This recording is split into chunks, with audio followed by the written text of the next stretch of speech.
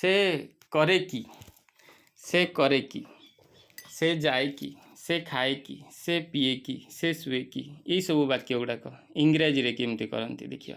उदाहरण गोटे नवा, से खाए कि, ये से कहले तो पुओ को भी बुझे पार, झील को भी बुझे पार। ये आम उदाहरण रे से पुओ नहीं, तो से पुओ खंडे आउ खाए कि आउ खंडे, ये दुईटी खंड को आगे इंग्राजी रे परिणत करदे। से को इंग्राजी रे कहती ही, पुओ जदि होइथिबो आ खाइबा को कहती इट। किंतु से खाए कि पाई आमे कौन लिखिबा, प्रथमे डज हब। एइठू जानुथबो पूर्वरु सब मु कहिथिली डू रे चलुथला, किंतु ए ही जेतेबेले बसिला सेठी डज हे गला। काहेकि ना सूत्र अछि, मु प्रथम क्लास रु सूत्र कहिछि।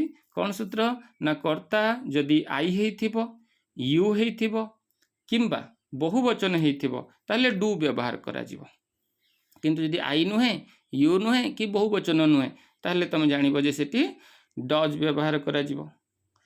एइठी कर्ता अछि ही माने हीटा आई नुहे कि यू भी नुहे कि बहुवचन भी नुहे। बहुवचन माने एक रु अधिक नुहे, ही होउची जणिए लोक।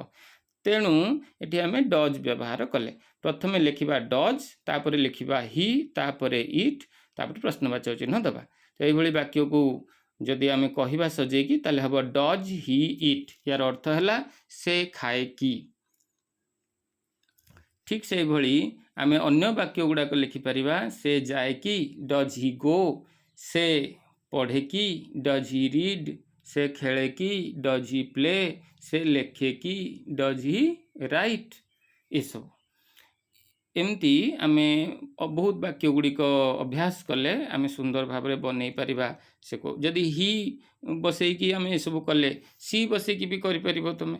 तो सी से करे कि जदि आमे कहिबा से करे कि, सी बसई कि केमती करिबा, सी बसई कि does she do, does she do, do हैला करिबा पई, डज सी डू।